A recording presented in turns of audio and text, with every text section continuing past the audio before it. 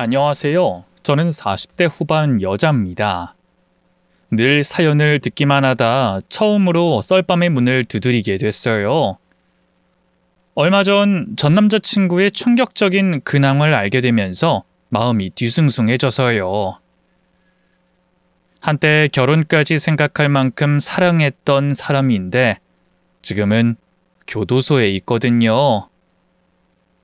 도대체 무슨 사연인지 궁금하시죠? 지금부터 천천히 썰을 풀어볼게요. 우선 저는 일 욕심이 많은 편이에요. 결혼해서 애 둘 낳은 지금도 계속 직장을 다니고 있고요. 건강이 허락하는 한 앞으로도 계속 일할 생각이에요. 남편 벌이가 부족해서 그런 건 아니에요.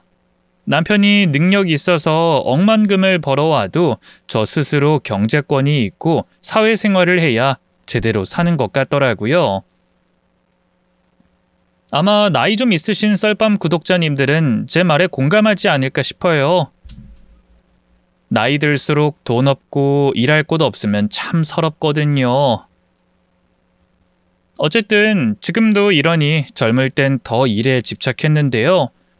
고등학교 졸업하고 바로 작은 회계 사무실에서 사무보조로 일하기 시작했는데 한 3년쯤 지났을까요?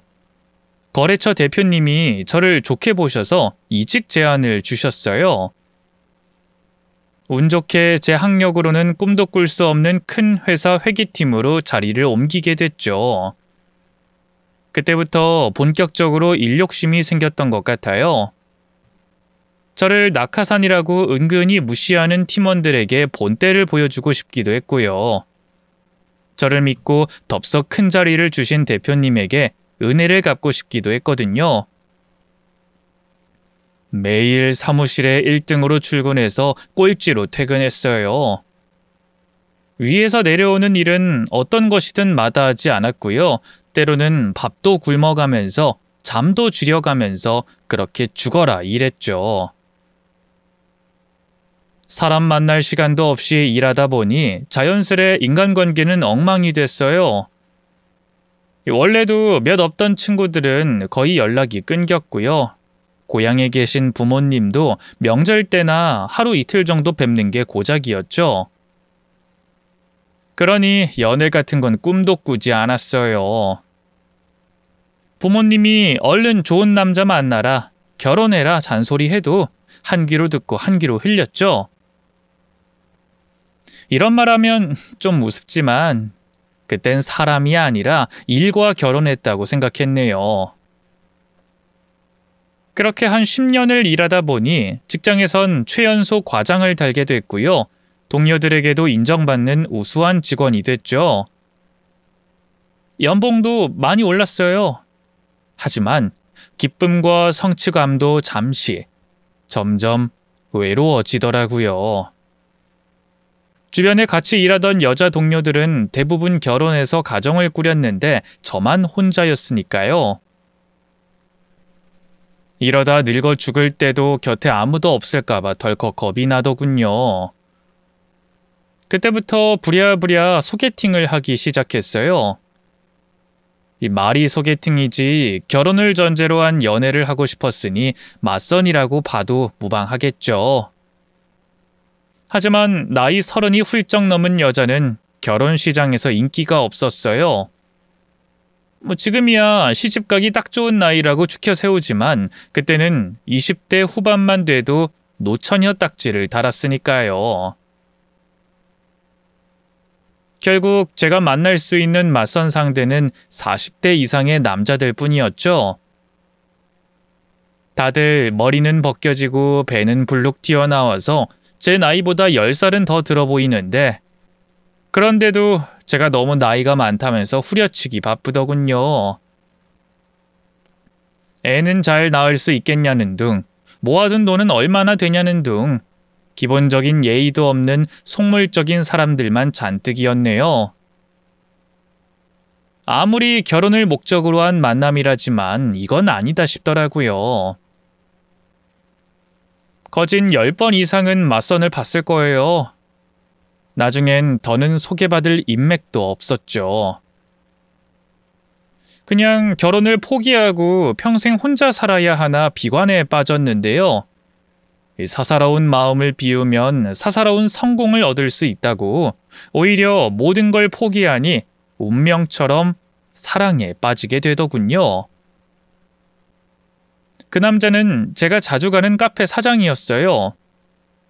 가격대가 좀 비싸긴 해도 커피가 맛있고 조용해서 자주 갔는데요.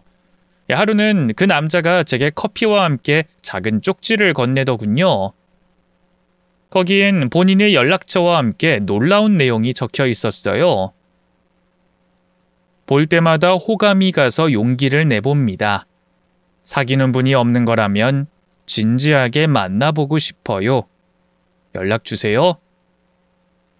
누군가에게 그렇게 고백을 받은 건 처음이었어요. 저는 빈말로라도 예쁘다고 할 수 없는 외모에 잘 꾸미고 다니지도 않았으니까요. 그래서일까요? 누군가가 제게 호감을 보인다는 게 신기하더라고요. 내 어디를 보고 반한 걸까 궁금하기도 했고요. 그래서 결국 다음 날 그 번호로 연락해 직접 얼굴을 봤는데요. 늘 카페에서만 보다가 밖에서 만나 밥을 먹으니 기분이 좀 이상하더군요. 떨리기도 했고요. 그때까진 그 남자의 이름도 나이도 몰랐어요. 그저 카페 사장과 손님일 뿐이었으니까요. 식사를 하면서 제법 많은 얘기를 나눴는데요. 그 사람은 저보다 2살 연하였고요. 저와는 다르게 여유롭게 인생을 즐길 줄 아는 사람 같았어요. 대학교 졸업하자마자 배낭 하나 딸랑 메고 4년간 세계 여행을 다녔고요. 한국 들어와선 커피에 관심이 생겨서 자격증을 따고 카페까지 차렸다고 하더군요. 20대 때 하도 자유롭게 살아서일까요? 요즘은 자꾸 결혼해서 안정적인 가정을 꾸리고 싶다는 생각이 들더라고요. 주변에 친구놈들도 다 결혼해서 같이 놀 사람도 없고 애기 사진 보면 부럽기도 하고. 그래서 저한테 쪽지 줬던 거예요? 결혼을 전제로 한번 만나보고 싶어서? 아니요, 꼭 그런 건 아니에요. 그럼 뭔가 제가 조건을 보고 의도적으로 그렇게 접근한 것 같은데, 사실 저 은경 씨 처음 저희 카페 왔을 때부터 이상하게 자꾸 관심이 갔어요. 매일같이 와주니까 내 커피가 입에 맞나보다 좋기도 하고, 볼 때마다 늘 바빠 보여서 밥은 잘 챙겨 먹나 걱정되기도 하고. 근데 은경 씨 얼마 전에 일이 바빠서 그랬는지 한동안 안 오셨잖아요. 그때 제가 은경 씨한테 마음을 많이 줬다는 걸 깨달았어요. 후회도 했고요. 진작에 연락처라도 좀 물어볼 걸 하고. 그래서 오랜만에 다시 오셨을 때 용기를 냈던 거예요. 그 사람의 진정성 있는 고백 앞에서 남자 손 한 번 잡아본 적 없는 연애 바보였던 저는 속절없이 무너졌어요. 그 뒤로 2-3번 더 만나 같이 밥도 먹고 영화도 봤고요. 결국 결혼을 전제로 서로 한번 만나보기로 했죠. 제 인생 처음으로 남자친구가 생긴 거예요. 늦바람이 더 무섭다고 저는 속절없이 남자친구에게 빠져들었어요. 한 번도 물어본 적은 없지만 남자친구는 연애 경험이 풍부해 보였어요. 그래서 때로는 카리스마 있게, 때로는 부드럽게 저희 관계를 이끌었죠. 남자친구가 자영업자라 주말에도 가게를 열어야 했기 때문에 데이트는 주로 카페에서만 했는데요. 회사 근처에 있던 카페라 사람들 눈을 조심한다고 했는데도 워낙 서로 푹 빠져 있다 보니 그게 잘 안 됐나 봐요. 얼마 안 가 회사엔 제가 카페 사장과 연애한다는 소문이 파다하게 났죠. 부하 직원들은 그래도 모른 척 해줬는데요. 직구준 상사분들은 곧 국수 먹게 해주는 거냐고 농짓거리도 많이 하셨네요. 그래도 참 행복했어요.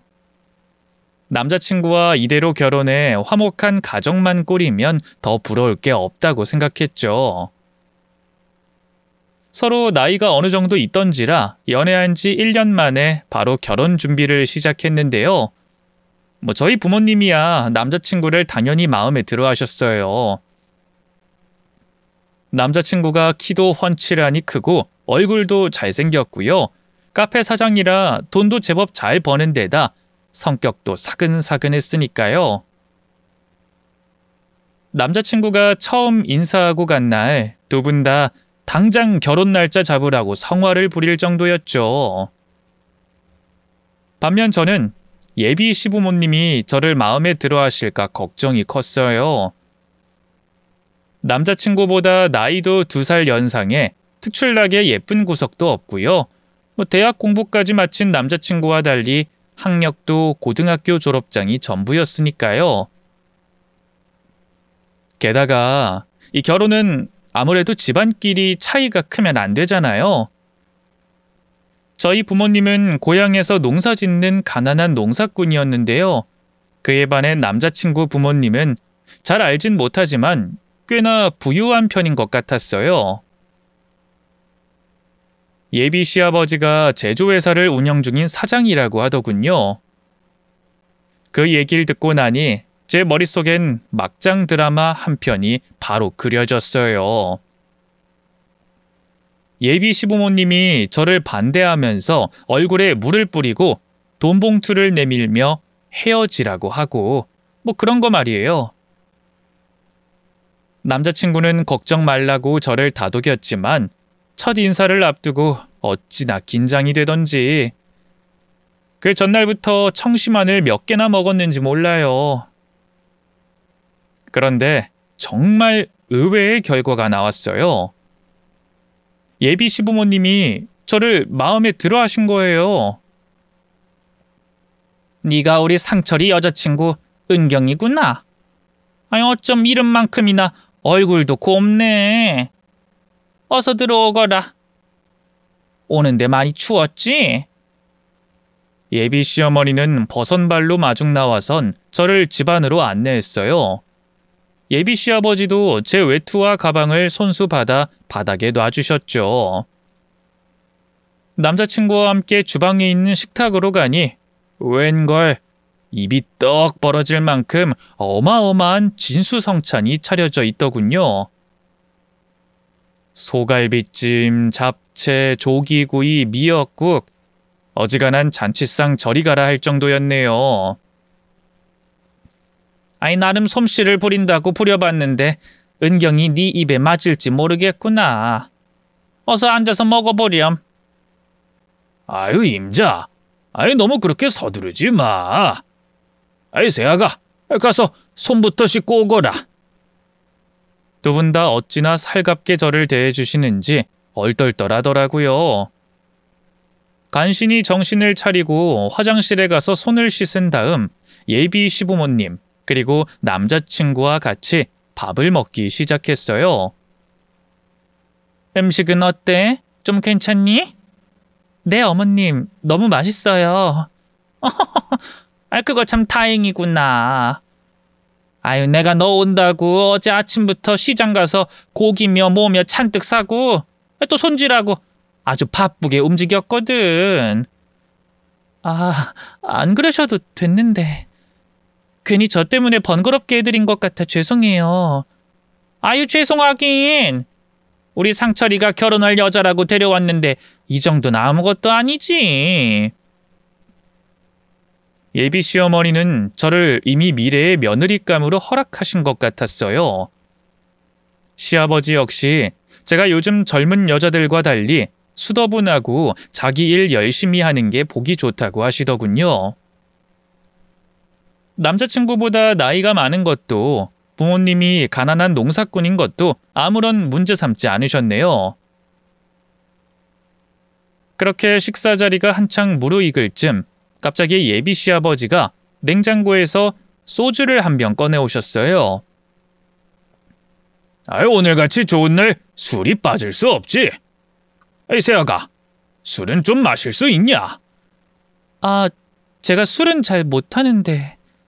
아이, 그래도 어른이 주면 한 잔 받아야지.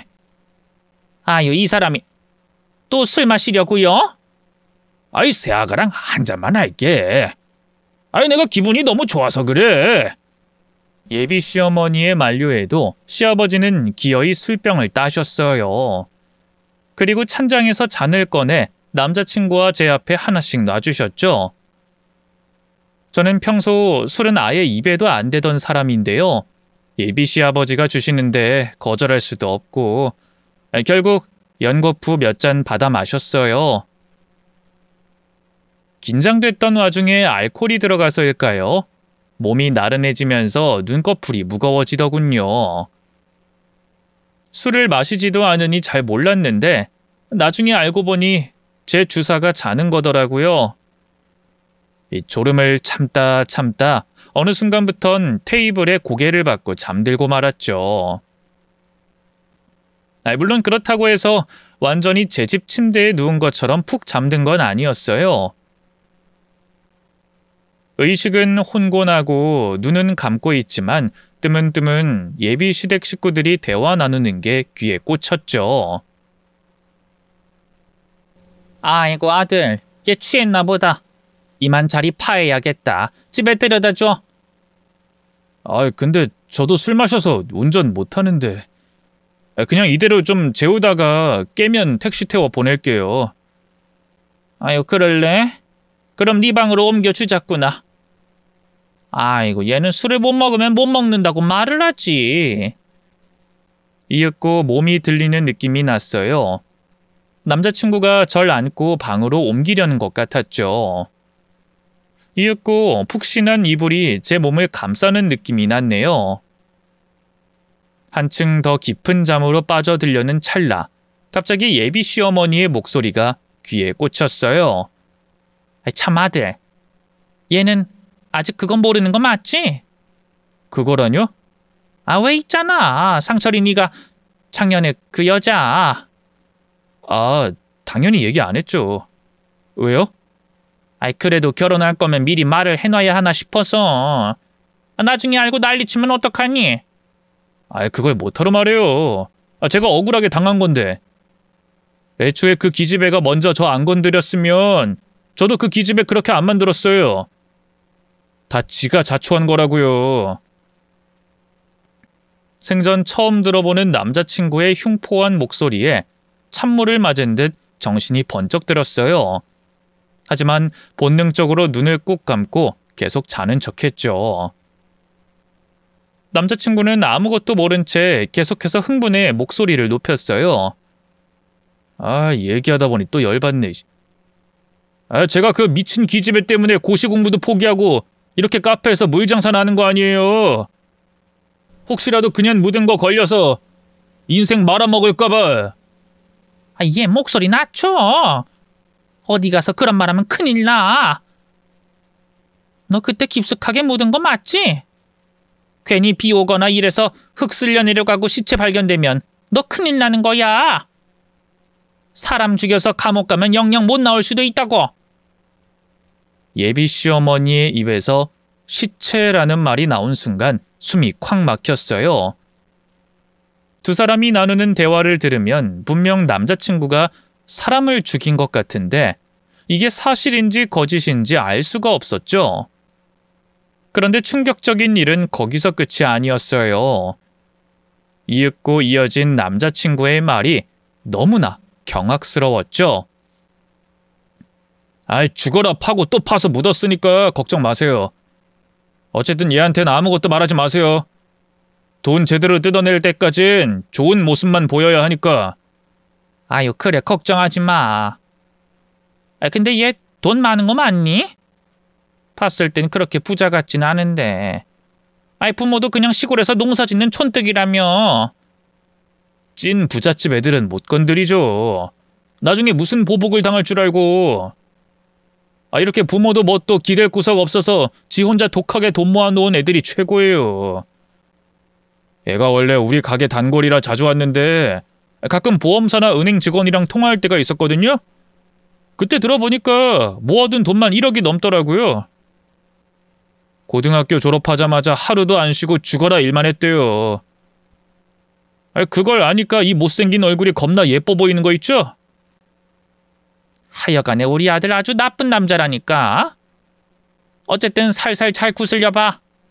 엄마가 낳아준 잘난 얼굴도 잘 써먹어보고. 당장 다음 달까지 사채 원금 상환 못하면 카페 넘어가는 거 알지? 알아요. 이제 슬슬 돈 얘기 꺼내보려고요.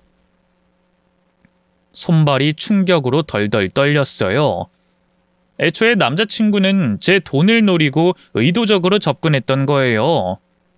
심지어 과거 살인을 저지른 끔찍한 범죄자이기까지 했죠. 남자친구와 예비 시모가 나가자마자 저는 번쩍 눈을 떴어요. 그리고 주머니 속에 들어있던 핸드폰부터 꺼냈죠. 두 사람이 시체 얘기를 꺼낸 순간 본능적으로 동영상 버튼을 눌렀는데요. 다행히 모자 간의 대화가 잘 녹음돼 있더군요. 그 대화를 다시 듣는데 눈물이 울컥 쏟아졌어요. 도대체 내가 알던 그 다정하고 나밖에 모르던 남자친구는 어디로 간 건지. 세상이 날 상대로 몰래카메라를 하는 것만 같았네요. 하지만 계속 그렇게 시리에 빠져 있을 순 없었어요. 그랬다가는 이번엔 제가 죽을 판이었죠. 바로 경찰에 신고를 할까 하다가 안전하게 이 집을 빠져나가는 게 먼저일 것 같더라고요. 고민하다 주변을 둘러보니 다행히 작은 창문 하나가 있더군요. 남자친구 집이 단독주택이라서 창문 밖으로 뛰어내리면 뛰어내릴 수 있겠더라고요. 바로 창문을 열고 창틀에 엉덩이를 걸쳤는데요. 갑자기 굳게 닫혀있던 방문이 열리더니 남자친구가 안으로 들어왔어요. 자기 지금 거기서 뭐해? 그러니까... 당황해 묻는 남자친구에게 저는 아무 말도 못했어요. 그러자 갑자기 무언가를 눈치챈 듯 남자친구의 표정이 확 바뀌더군요. 자기 전부 다 알았구나. 아까 엄마랑 내가 하는 대화 다 들은 거지? 제가 미처 대답할 새도 없이 남자친구가 성큼성큼 제 쪽으로 걸어왔어요. 그러자 머릿속에 삐용삐용 경고음이 울리기 시작했죠. 이대로 잡히면 모든 게 끝이었어요. 저는 그대로 창틀 밖으로 뛰어내렸어요. 맨발로 그 충격을 전부 흡수해 아팠지만 그런 걸 따질 때가 아니었죠. 잠깐만 기다려 자기야! 우리 이러지 말고 말로 하자. 남자친구는 창문 너머에서 제게 애원했어요. 눈물까지 글썽거리는 게 흡사 버림받는 비련의 주인공 같더군요. 하지만 이미 남자친구의 실체를 알게 돼서일까요? 그 모습이 안쓰럽긴커녕 소름만 끼치더라고요. 말로 하긴 뭘 말로 해? 의도적으로 나한테 접근한 거잖아. 그리고 야산에 시체까지 묻었다며? 아, 자기 꿈꿨어? 갑자기 무슨 말 하는 거야? 잡았들 생각하지 마. 다 녹음해 뒀으니까. 저는 주머니 속에 있던 핸드폰을 꺼내 보였어요. 그러자 남자친구의 표정이 순식간에 야차처럼 돌변하더군요. 설마 제가 그 사이에 증거를 만들어낼 줄은 꿈에도 몰랐나 봐요. 너 인연 오냐오냐 해줬더니만 잡히면 가만 안 둘 줄 알아? 남자친구는 고함을 내지르면서 창문 밖으로 뛰어내렸어요. 그리고 미친 듯이 제 뒤를 쫓아오기 시작했죠.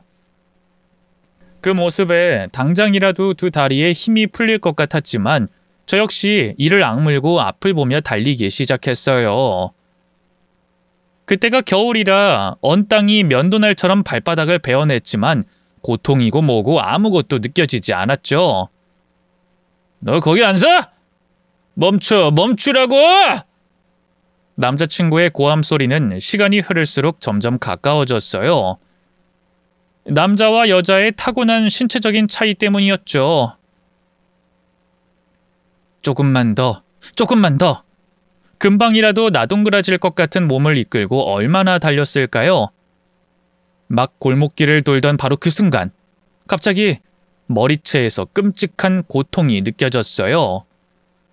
어느새 바로 뒤까지 달려온 남자친구가 제 머리를 잡아 끈 거였죠. 저는 악소리도 못 내고 그대로 바닥으로 나뒹굴었어요. 그 위로 남자친구가 짐승처럼 올라탔죠. 잡았다 이년. 너 오늘 내 손에 죽을 줄 알아? 이 건방진년아. 이래서 계집애들은 잘해줄 필요가 없다니까. 살려주세요.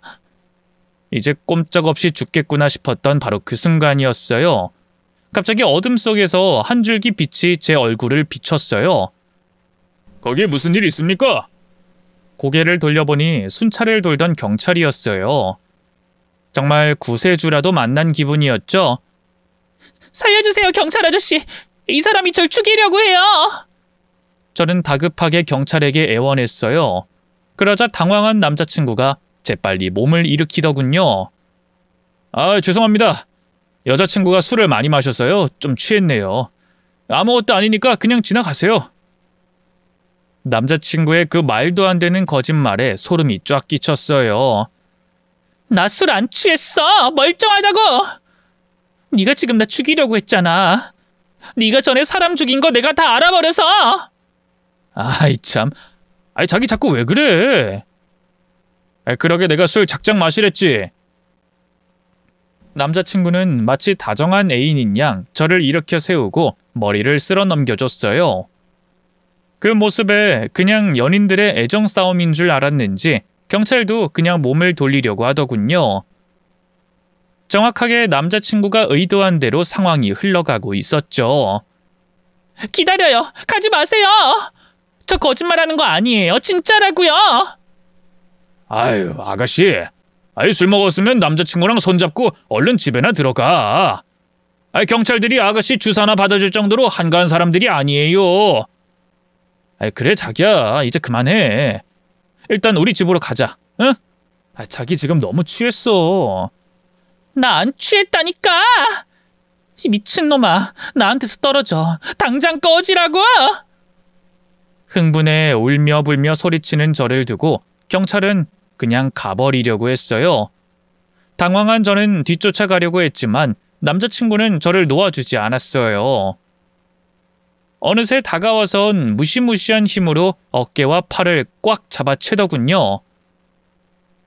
너무 무섭고 끔찍해서 그 자리에서 금방이라도 혼절할 것만 같았어요. 그 사이에도 경찰은 점점 더 멀어지고 있었죠. 그 순간 머릿속에 번뜩이는 기지가 스치고 지나갔어요. 저는 남자친구를 향해 일부러 작게 목소리를 낮춰 속삭였어요. 개자식. 어? 뭐라고 자기야? 너 개자식이라고. 제 말이 잘 안 들리자 남자친구는 인상을 찌푸리면서 몸을 낮췄어요. 저는 그 순간을 놓치지 않고 남자친구의 귀를 꽉 깨물었어요.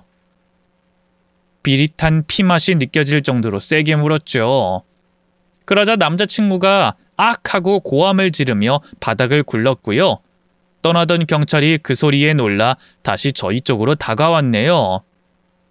아이 이봐요들 대체 뭐 하는 겁니까? 아이 술에 취했으면 얼른 집에 들어가세요. 저 취한 거 아니라니까요. 일단 이것 좀 들어보시고 말씀하세요. 저는 남자친구가 귀를 부여잡고 뒹구는 사이에 품 안에서 허겁지겁 핸드폰을 꺼냈어요. 아니 대체 뭘 들어보라는 거예요? 기다려요. 지금 틀 테니까. 저는 당황한 경찰을 붙잡고 조금 전 남자친구와 예비 시모가 나눈 대화를 녹음한 파일을 열었어요. 그리고 최대한 볼륨을 키웠죠. 때마침 시체가 어쩌고 하는 말이 나와서 경찰이 우뚝 멈춰서더군요. 지금 그 핸드폰에 나온 내용 뭡니까? 제가 아까 녹음한 거예요. 이 사람이 자기 엄마랑 대화를 나눴어요.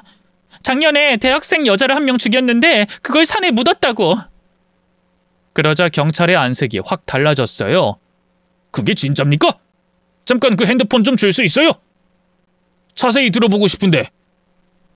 그 사이에 정신을 차린 남자친구가 몸을 일으켰어요. 그리고 경찰이 제 핸드폰에 귀를 대고 있는 걸 보더니만 잇새를 악물며 욕지기를 하더군요. 에이씨 개같네 진짜 이씨. 상황이 불리하게 돌아간다고 생각했는지 남자친구가 갑자기 몸을 돌려 주랭랑을 치기 시작했어요. 잠깐만요! 거기서요! 아이, 기다리라고요! 녹음 파일을 듣고 있던 경찰이 뒤늦게 남자친구를 불렀지만 남자친구는 멈추지 않았어요. 이미 모든 게 다 끝났다고 판단한 거였죠. 당황한 경찰은 그런 남자친구의 뒤를 쫓기 시작했고요. 무전기를 쳐서 동료들에게 긴급 지원을 요청하더군요. 혼자 남겨진 저는 어쩔까 하다 일단 가까운 경찰서로 걸음을 옮겼어요. 그리고 거기서 한 번 더 자초지종을 설명한 다음 핸드폰에 있던 녹음 파일을 넘겼죠. 경찰들은 과거 미수 사건을 조회해 보더니 곧 대학생 한 명이 장기 실종으로 신고가 들어와 있는 걸 찾아냈어요. 아무래도 남자친구가 죽였다는 그 피해자인 것 같았죠. 경찰들이 피해자 가족들의 연락처를 찾고 녹음 파일을 복제하는 모습을 보고 있자니 그제야 살았다는 생각에 눈물이 팽 돌더군요. 우습게도 그 시간에 연락할 친구 하나 없더라고요. 그래서 고민하다 부모님에게 연락했는데요. 부모님은 그 야밤에 차를 타고 한 걸음에 제가 있는 곳까지 와주셨어요. 그리고 제가 무사하다는 걸 알고는 천운이라며 놀란 가슴을 쓸어내리셨죠. 엄마 얼굴을 보니 간신히 참고 있던 눈물이 폭포처럼 쏟아져 내렸어요. 저는 엄마를 끌어안고 너무 무서웠다면서 엉엉 울었네요. 엄마, 나 진짜 이대로 죽는 줄로만 알았어. 너무 무서웠다고. 아이고, 그래. 얼마나 무서웠니? 아니, 설마 그놈이 그런 무시무시한 살인마였을 줄이야. 그것도 모르고 그런 집구석에 널 시집 보내려고 했으니 내가 미쳤었어. 엄마, 그 자식 경찰에 안 잡히면 어떡해? 이대로 도망쳐서 어디 숨어 있다가 나한테 복수한다고 다시 나타나면 어떡하냐고. 걱정하지 마. 집도 다 아는데 잭간놈이 도망쳐봤자 어디로 가겠어. 경찰 아저씨들이 다 잡아주실 거야. 그렇고 말고. 남자친구가 혹시라도 도망에 성공할까봐 얼마나 두려웠는지 몰라요. 하지만 하늘도 그런 놈은 그냥 두면 안 된다고 생각하셨던 걸까요? 다행히 얼마 안 가 남자친구는 경찰들에 의해 연행되어 왔고요. 저와는 바로 격리 조치가 돼서 수사에 들어갔네요. 수사 결과는 충격적이었어요. 남자친구가 제게 거짓말한 건 한두 가지가 아니었어요. 저한테 몇 년간 세계 여행을 했다는 것도 새빨간 거짓말이었어요. 대학교 졸업하고 오랫동안 사법고시를 준비했는데요. 그게 몇 년간 잘 안 풀리면서 세상에 대한 분노가 많았던 모양이에요. 길 가다 우연히 어깨를 부딪힌 여자와 시비가 붙자 앙심을 품고 죽여버린 거더군요. 그리고는 자수하긴커녕 죄를 덮으려고 인근 야산에 묻어버린 거였어요. 아무것도 모르는 그 여자의 가족은 실종 신고를 내고 아직도 그 여자를 찾아 헤매고 있었더라고요. 남자친구 사건은 바로 검찰로 넘어갔고요. 대대적인 수사 끝에 여자의 시체도 찾을 수 있었네요. 경악스러운 진실은 또 있었어요. 남자친구는 지독한 도박 중독이었어요. 카페를 담보 잡혀 빚을 낸 것도 모자라 사채까지 끌어다 썼더군요. 제게 접근한 것도 당장 빚을 못 갚아서 카페가 넘어갈 지경이 돼서 그런 거였어요. 또 예비 시부가 사업을 한다는 것도 다 사기였어요. 사업은커녕 집에서 놀고 술만 퍼먹는 날라리 백수더군요. 하지만 제가 혹시라도 도망갈까봐 아버지가 사업하는 척, 유복한 집안인 척 했던 거였죠. 전 그것도 모르고 멍청하게 남자친구에게 몸도 주고 마음도 주고 모든 걸 줬으니 스스로가 너무 한심하고 바보 같더군요. 남자친구는 사람을 죽인 죄로 길고 긴 재판을 받았어요. 저도 증인으로 몇 번 출석했는데요. 혹시라도 보복당할까봐 무섭고 두려웠지만 그렇다고 외면할 수도 없었어요. 피해자 가족분들이 너무나 절절하게 제게 부탁했거든요. 아가씨 덕분에 우리 딸이 억울하게 눈을 감은 걸 알 수 있었어요. 정말 고마워요. 고마워. 재판 때도 용기 내서 꼭 그놈이 한 짓을 다 밝혀주길 바랄게요.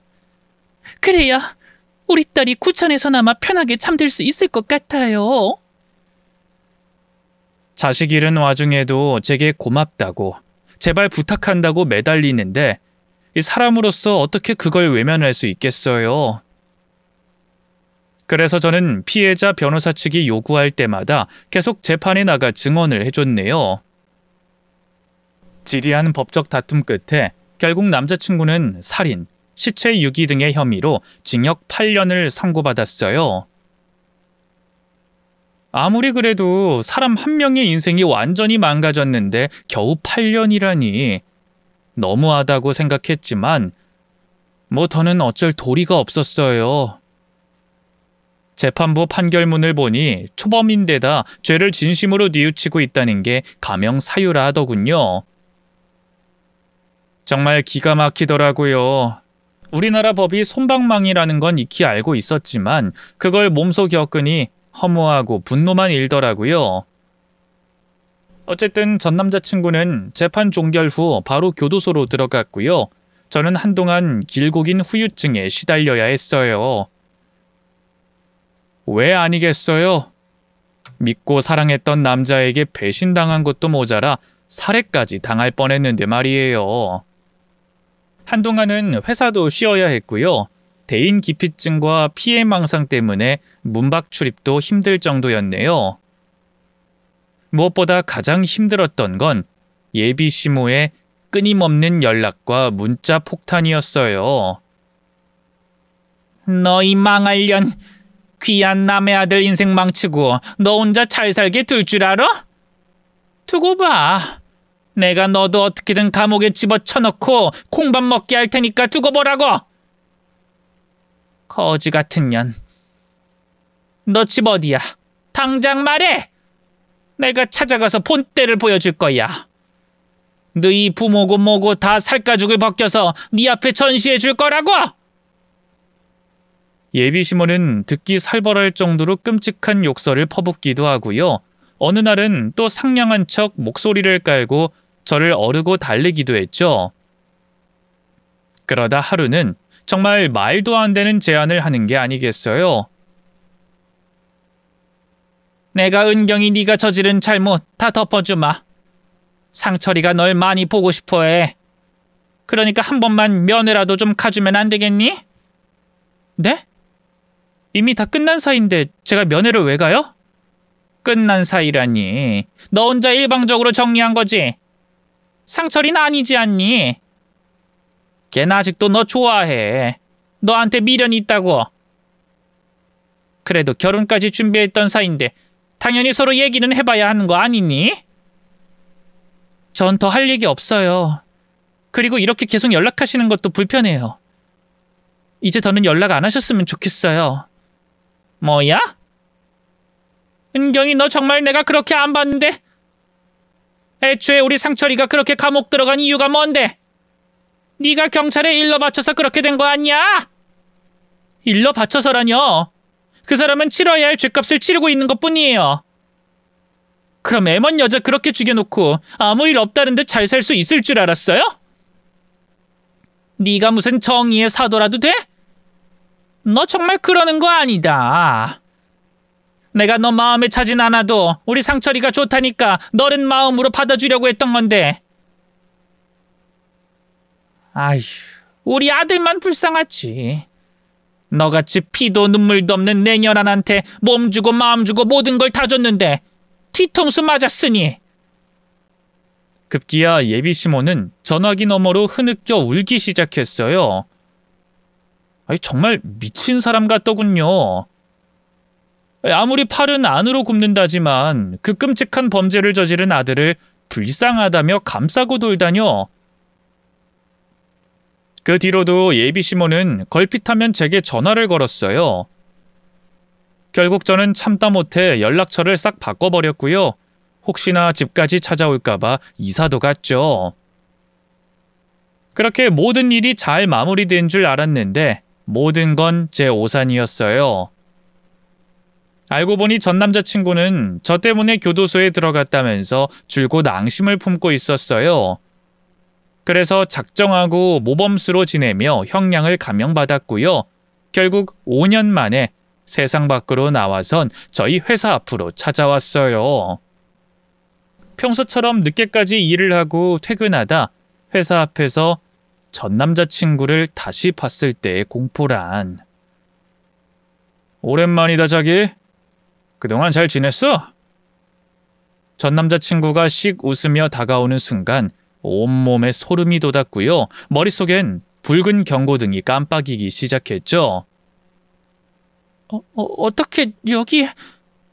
지금 감옥에 있어야 하는 거 아니야? 나? 아, 원래라면 그렇지. 근데 내가 우리 자기 보고 싶어서 안에서 정말 착하게 살았거든. 사고도 안 치고 허구한 날 기도문이나 읊고 그랬더니 모범수라면서 감형을 해주대. 말도 안 돼. 그게 말이 돼? 말이 안 될 건 또 뭐야. 그나저나 섭섭하다. 나 보고 한다는 말이 고작 그거야? 자기는 내가 안 보고 싶었나 봐. 순간 남자친구의 눈빛이 살벌하게 돌변했어요. 그걸 깨달은 순간 저는 그대로 몸을 돌려 달리기 시작했죠. 이대로 잡히면 죽음뿐이란 생각이 들더군요. 어떻게든 사람들이 많은 안전한 곳으로 도망쳐야 했죠. 야, 너 거기 안 서? 남의 인생은 조져놓고 어디 넌 잘 살 줄 알았어? 거기 서! 내가 너 가만 안 둘 줄 알아! 5년 동안 내가 얼마나 일을 갈았는데! 아니나 다를까 남자친구는 흉포한 목소리로 살벌하게 제 뒤를 쫓아왔어요. 뒤에서 들리는 전 남자친구의 목소리는 악몽 그 자체였죠. 저는 젖먹던 힘까지 짠해 달리고 또 달렸죠. 하지만 높은 구두에 정장 치마를 입고 빠르게 달리기란 한계가 있었어요. 결국 얼마 못 가 전 남자친구에게 머리채를 잡혔고요. 그대로 우악스러운 힘에 의해 바닥을 구르게 됐죠. 사람 살려! 아무도 없어요? 누가 좀 도와주세요, 제발! 조용히 안 해! 개 같은 씨! 살려줘, 제발! 제발 한 번만 살려줘! 내가 다 잘못했어, 응? 저는 일단 전 남자친구에게 잘못했다고 제발 살려달라고 애원했어요. 스스로가 비굴했지만 어쩔 수가 없었어요. 까딱 잘못하면 전 남자친구 손에 죽을 판인데 자존심이고 뭐고 지금 그런 걸 챙길 때가 아니었죠. 그런 제 모습에 전 남자친구도 순간적으로 마음이 약해진 걸까요?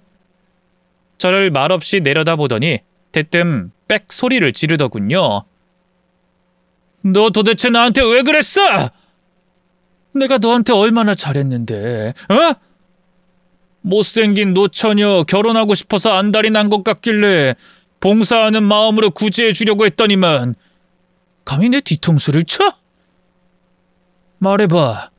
너 그때 다른 놈 생겨서 배신 때린 거야? 그래? 전 남자친구는 갑자기 제 외도를 의심하기 시작했어요. 감옥에 갇혀 있는 동안 아주 제대로 미치기라도 한 건지 한눈에 봐도 제정신이 아니었어요.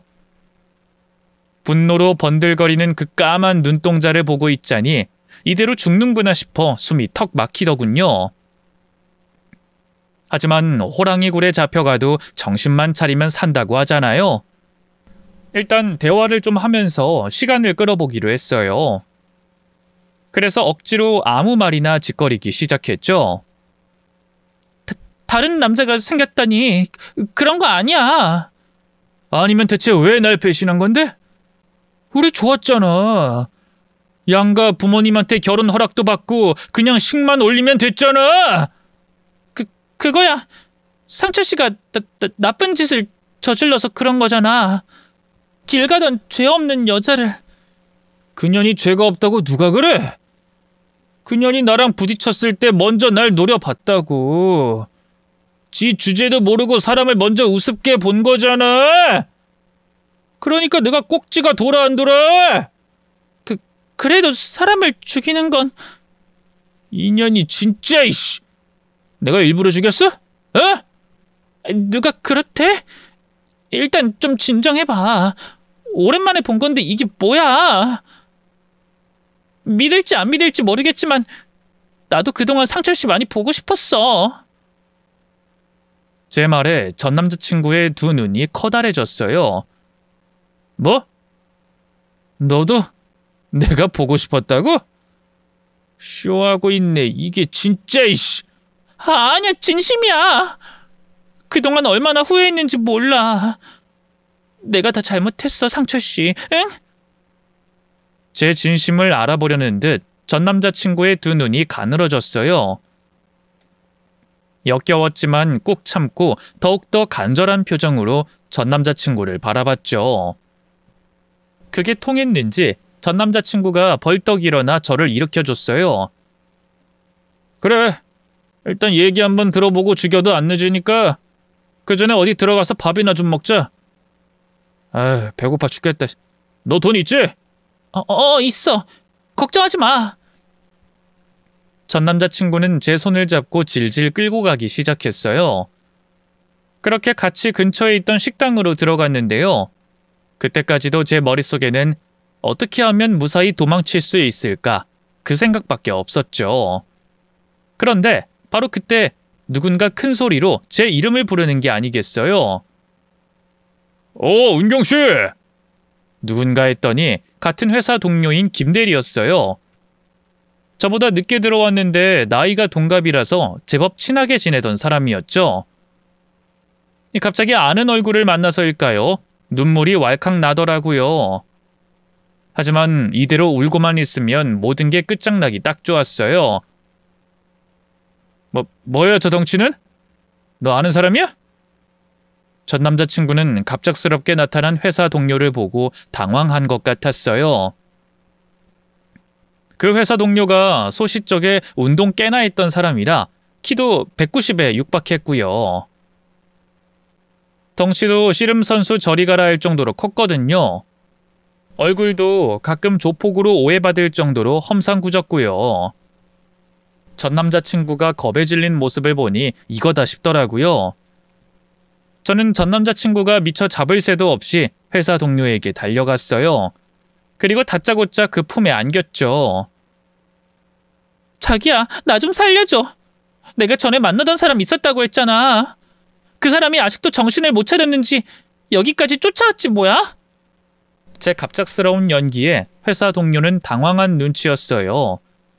하지만 제법 머리가 비상한 사람인지라 바로 장단을 맞춰주더군요. 네가 전에 만나던 사람이라면 그 여자 죽이고 감옥 갔다는 쓰레기 말이야? 회사 사람들은 저와 전 남자친구 얘기를 이미 다 알고 있었어요. 연애할 적부터 들킨 덕도 있고요. 제가 경찰 조사나 법원 출석 때문에 회사를 자주 빠져야 해서 결국 사정을 다 설명했거든요. 사귀던 남자가 살인범이었다는데 어떻게 소문이 안 나고 배기겠어요. 어쨌든 그래서 그 동료 또한 제 연애사를 다 알고 있었죠. 전 남자친구가 당황한 사이 회사 동료가 저를 뒤로 보내 보호하고는 본인이 앞으로 나섰어요. 이보세요. 이미 다 끝난 마당에 여기까지 쫓아와서 우리 은경이를 귀찮게 하는 이유가 뭡니까? 미련이 남은 거예요? 아니면 알량한 복수라도 하려는 거예요? 아니, 그게 그러니까 뭐가 됐든 다 범죄인 거 몰라요? 또 콩밥 먹고 싶은가 보지? 콩밥이라는 말에 전 남자친구의 안색이 하얗게 질렸어요. 아니요, 아닙니다. 저 이제부터 정말 착하게 살 거예요. 완전 새 사람 됐다고요. 그냥 은경이가 어떻게 지내는지 궁금해서. 그렇다고 이렇게 찾아오는 게 말이 됩니까? 저 은경이랑 벌써 1년 넘게 사귀고 있고요. 곧 결혼도 앞두고 있습니다. 난 법 없이도 살 사람이지만 내 사람 건드리는 거에 있어선 물불 안 가리는 타입이에요. 한 번만 더 내 눈에 띄면 그땐 정말 가만 안 둘 겁니다. 각오하세요. 회사 동료의 협박 아닌 협박에 전 남자친구는 찍소리도 못했어요. 벌벌 떨더니만 그대로 바로 뒤돌아 주랭랑을 쳐버리더군요. 전 남자친구가 사라지자마자 두 다리에서 힘이 쫙 풀렸어요. 그대로 바닥에 주저앉자 당황한 회사 동료가 얼른 다가와 부축하더군요. 은경씨 괜찮아? 저 자식 대체 뭐야? 진짜로 복수라도 하려고 찾아온 거래? 그런 것 같아요. 막 저를 죽여버리겠다고. 아유, 얼마나 무서웠어. 일단 같이 경찰서로 갈까? 네, 감사합니다. 저는 직장 동료와 함께 경찰서로 갔어요. 하지만 이번에도 법원에서 재판을 받을 때와 마찬가지로 실망스러운 결과가 기다리고 있었어요. 전 남자친구가 제게 실질적인 피해를 끼친 것도 없고 때리거나 한 것도 아니라서 아무런 조치도 취할 수 없다고 하더군요. 저는 죽을 뻔했는데 경찰이 아무것도 해줄 수 없다니 이게 말이 되나요? 제가 죽고 나서야 나서줄 수 있다는 건지 뭔지 너무나 기가 막히더라고요. 결국 제게 실질적으로 도움을 준 건 그 회사 동료였어요. 제가 너무 무서워하니까 아침마다 차를 갖고 저희 집까지 와서 저랑 같이 출근하고요. 퇴근할 때도 저를 집까지 데려다 줬죠. 처음엔 너무 민폐를 끼치는 것 같아서 미안했어요. 하지만 당장 전 남자친구에게 죽을지도 모른다는 생각이 드니까 너무 무서워서 그 도움을 차마 거절하지 못했네요. 다행히 그 뒤로 전 남자친구는 제 앞에 다신 나타나진 않았어요. 그 전형적인 강약약강 모습에 얼마나 한심했는지 몰라요. 제가 그동안 어지간히도 만만한 여자로 보인 것 같아 분하기도 했네요. 그래도 똥이 무서워서 피하겠어요? 더러워서 피하지? 어쨌든 떼어냈으니 됐다 싶어서 또 한 번 이사도 가고요. 때마침 이직 제의가 들어와서 회사도 옮겼어요. 그리고 핸드폰 번호도 다 바꿔버리고 전 남자친구의 흔적을 지우려고 노력했죠. 그렇게 한 몇 년간은 소식도 모르고 살았는데요. 얼마 전에 우연찮게 겹지인을 만나 전 남자친구의 근황을 듣게 됐어요. 그런데 너무 충격적이게도 또 교도소에 들어가 있다고 하더군요. 이번엔 길 가다 시비가 붙은 사람에게 앙심을 품고 의도적으로 죽였다고 하더라고요. 사전에 범행 도구를 구입하고 인적이 드문 장소로 유인해 죽인 거라 빼도 박도 못할 계획 범죄였어요. 결국 전 남자친구도 이번엔 무기징역을 선고받았는데요. 그 안에서도 여러 가지로 문제를 많이 일으켜서 현재 요주의 관찰 대상이라고 하더군요. 모범수로 조기 석방될 일도 없고요. 보석금이고 뭣도 없어서 아마 영영 나오지 못할 거라고 합니다.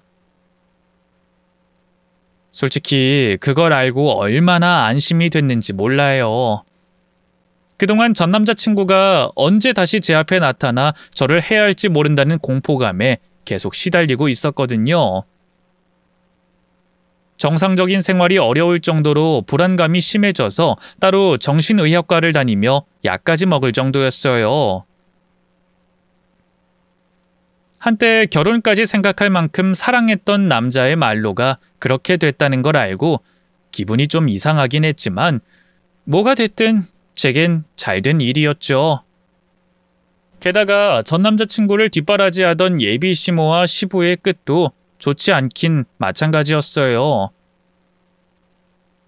알고 보니 예비 시모는 알코올 중독에 폭력 성향까지 있는 작자였는데요. 술만 들어가면 싸움꾼이 돼서 주변을 다 때려 부수는 게 일이었어요. 씨도둑질은 못한다고 아마 전 남자친구가 예비 시부의 유전자를 물려받았던 것 같아요. 어쨌든 예비 시부는 지금 술 때문에 간이 다 망가져서 오늘 내일 하고 있고요. 예비시모는 생활고로 빌딩 청소며 식당 설거지 같은 일용직을 전전하고 있다 하더군요. 안쓰럽다는 마음이 조금도 들지 않는다면 제가 너무 못된 걸까요? 하지만 다 자업자득 아니겠어요? 그러게 자식 농사를 잘 지었어야죠. 다행히 저는 요즘 무탈하고 행복하게 잘 살고 있어요. 좋은 남자를 만나 결혼도 했는데요. 혹시 눈치채신 분들이 계실지 모르겠어요. 제 지금 남편은 바로 전에 저를 도와줬던 그 회사 동료랍니다. 제가 이직하고도 꾸준히 연락을 이어가고 있었는데요. 서로 자주 얼굴도 보고 밥도 먹고 하다 보니 연애 감정이 싹터 결혼까지 하게 됐어요. 제 모든 과거를 다 알고 있는 사람이라서일까요? 이상하게 자꾸만 그 사람 앞에선 마음이 편해지더라고요. 그 사람과 알콩달콩 살다가 2년 만에 눈에 넣어도 안 아플 만큼 예쁜 아들, 딸도 하나씩 낳았답니다. 불과 몇 년 전까지만 해도 애들 육아로 제 시간이 하나도 없었는데요. 애들이 초등학교 들어가면서부터 조금씩 여유가 생기기 시작하더니 이젠 다시 일도 시작했어요. 물론 일반 직장인처럼 매일 회사를 출퇴근하기엔 힘들어서 프리랜서로 근무하고 있답니다. 안정성은 좀 떨어지지만 제가 일하는 만큼 벌 수 있고 시간도 좀 더 유동적으로 쓸 수 있어서 만족해요. 사실 아직도 때때로 전 남자친구에 대한 악몽을 꾸는데요. 그때마다 눈을 뜨면 옆에 남편과 아이들이 있어서 얼마나 안심이 되는지 몰라요. 이렇게 과거에 있었던 일을 글로 적고 나니 새삼스럽게 또 다시 가족의 소중함을 느끼게 되네요. 남편하고 애들한테 좀 더 잘해야겠어요. 긴 얘기 들어주셔서 고맙습니다. 모두 건강하세요.